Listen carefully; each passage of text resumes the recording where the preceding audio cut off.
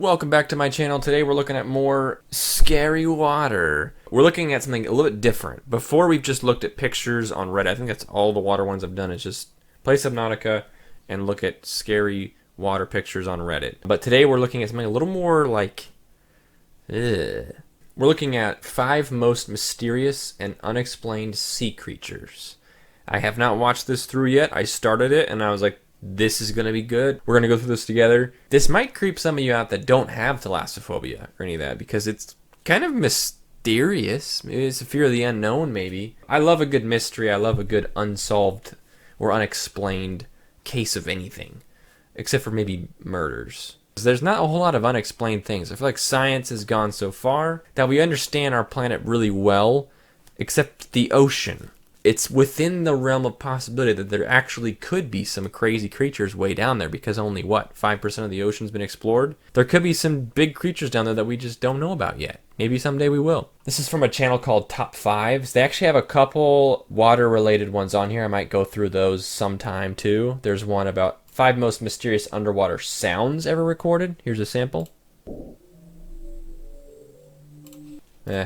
Ocean and space are the two things we are surrounded by, yet know so little about. Every time an explorer plunges into the ocean, it's unlikely that they will come back up to the surface without discovering a new species or variety of creature. Dave Riggs and his crew were asked to tag an adult great white shark along Australia's coast so they could monitor its behavior. What a job that is. You're asked, obviously you're a professional at this, but imagine being asked to tag a 9-foot long great white shark. So you go out in the ocean, you look for one, and you have to make direct contact with it. And what a shot that is too. 4 months later, her tag was washed up on a beach and was handed in by somebody walking by.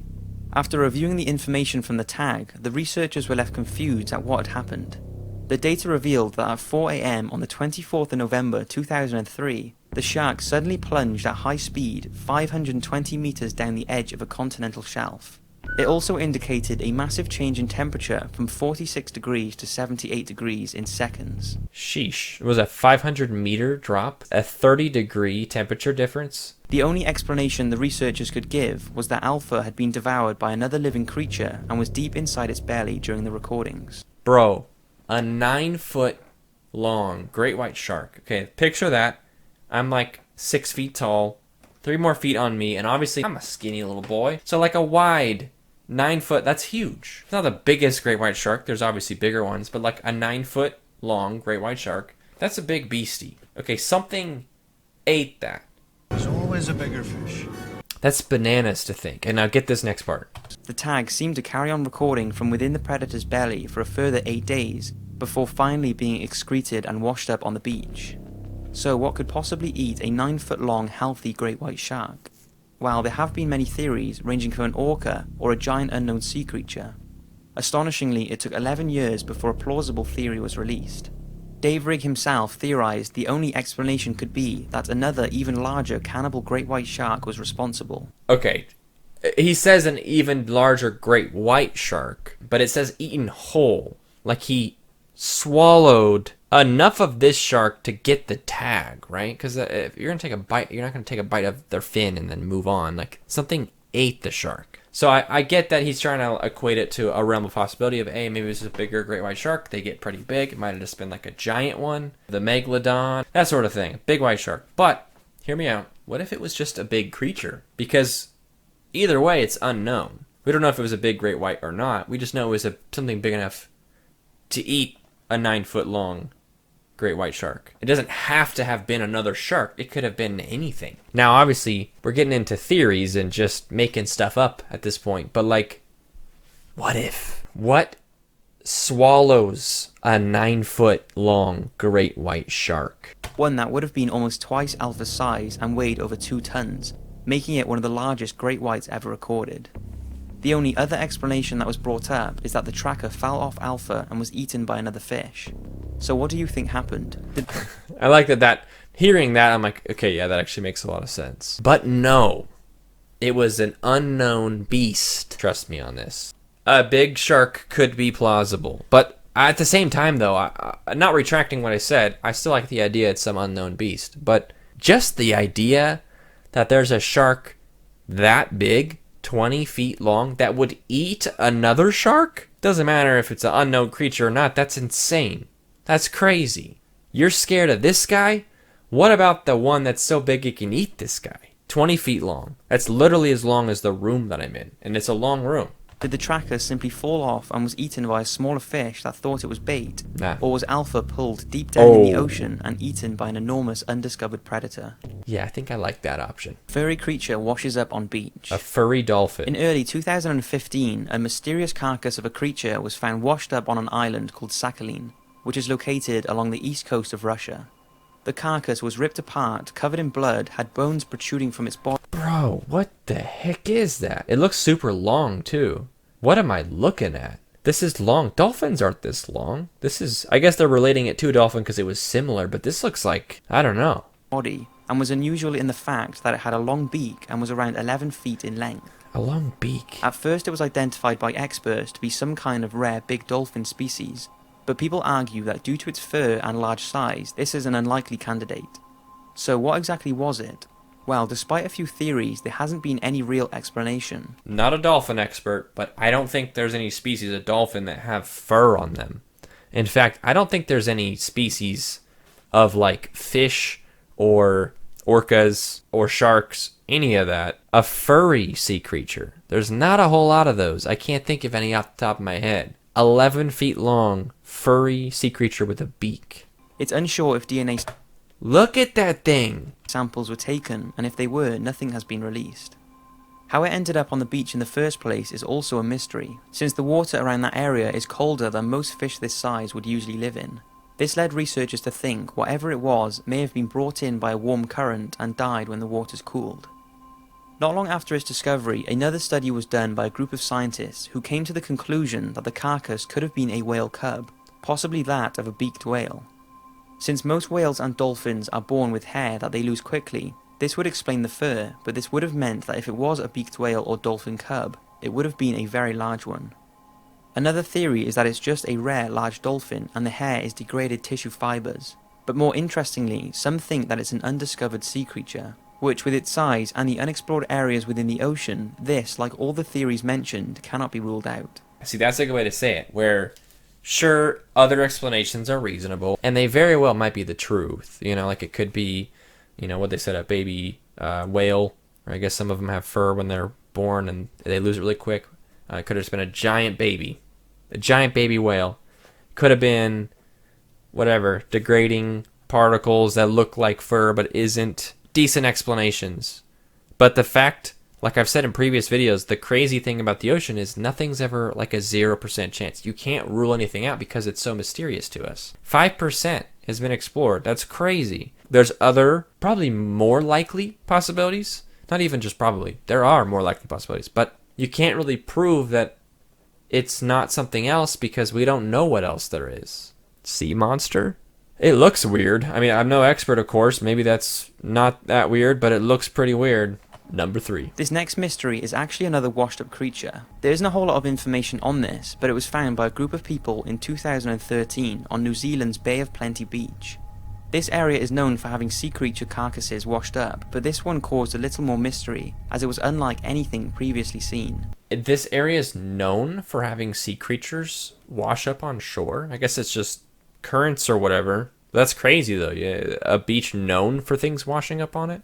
Also, New Zealand, I feel like just because it's so far, unless you live there, then it's really close. But for me, it's like so far, it's so secluded. It kind of feels like it's in a different ocean. You know, it's all technically one ocean, but like it's definitely in a vastly different part of the sea than most everything else. So it seems like ground zero for finding some sea creatures, in my opinion.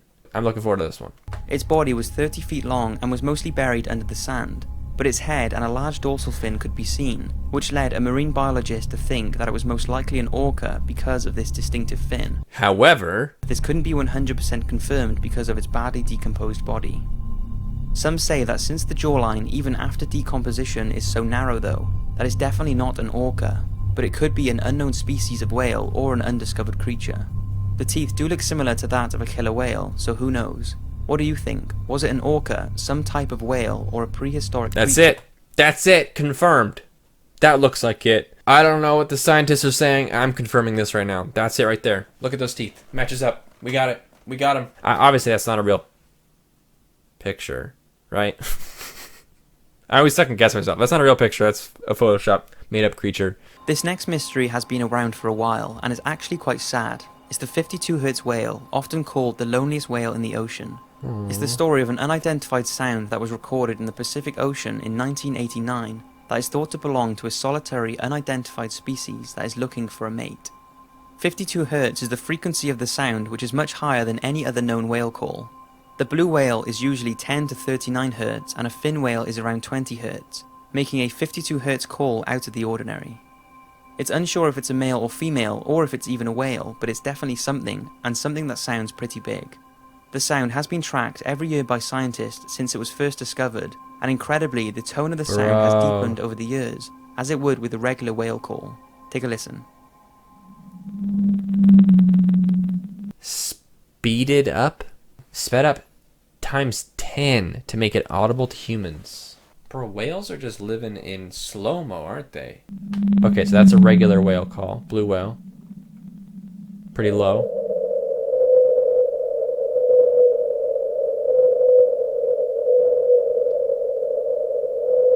Dang. Nobody's sure what is creating the sound. There has been some speculation that it's a malformed blue whale or a mix of blue whale and another species. If it is the sound of a whale, then just think it could be the call of an undiscovered species that is the last of its kind left in the world. Unfortunately though, all that we are left with is the sound that this incredible creature makes, easily making it one of the ocean's biggest mysteries.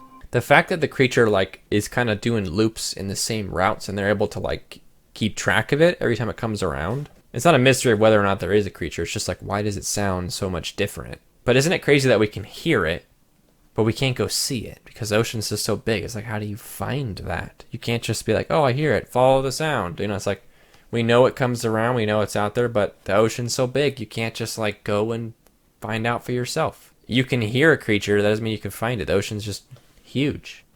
Mysterious giant shark. Yeah. In early 2000, scientists from Japan conducted a study to learn more about marine life in the Mariana Trench. Now, for those of you who are not familiar with the Mariana Trench, who are you if you don't know about the Mariana Trench? If you know of the ocean, you know of the Mariana Trench. It's the craziest location on this planet. It's thought to be the deepest part of any of the world's ocean. Thought to be the deepest part of the ocean. There could be some cave systems below any part of the ocean that go deeper. And is located in the Western Pacific. Now, its precise depth is hazy, but it's thought the trench is about 6.8 miles deep.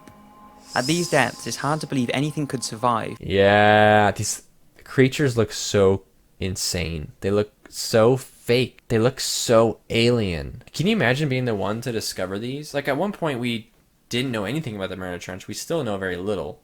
But we had to explore and find these.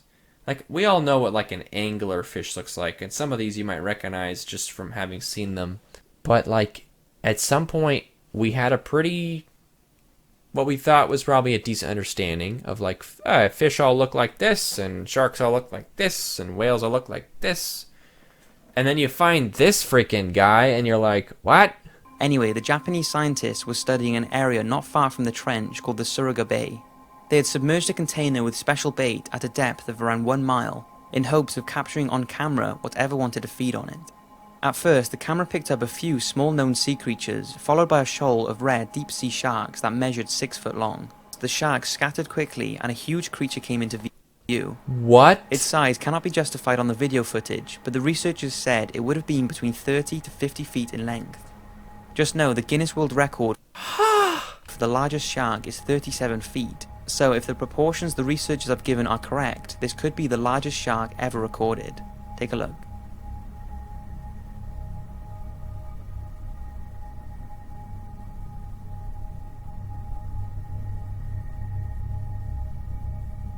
Wow.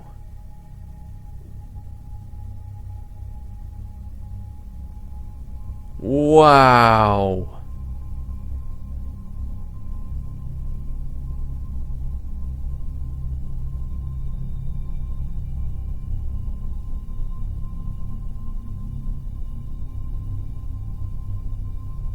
Oh, how have I never seen this?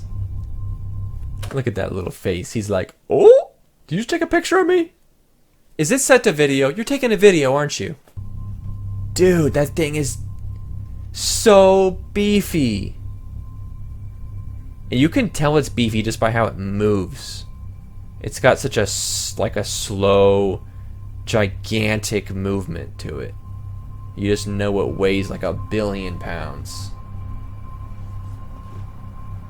Scientists aren't exactly sure what type of shark Look at that, dude! it is, and people have said it could be the long thought to be extinct megalodon. But another theory is that the footage caught a very large, very rare Pacific sleeper shark. Sleeper sharks can grow to lengths of 23 feet, Those do look similar. so even if it was a sleeper, it would have been the biggest and longest of its kind to have ever been spotted. The fact that just looking, like they weren't even looking for the megalodon, and the megalodon just happened to show up. That's how crazy it is. You can't sweep the whole ocean and find everything that's out there. It has to kind of find you in a way, because you can't be thorough. You have to kind of get lucky to find this sort of stuff.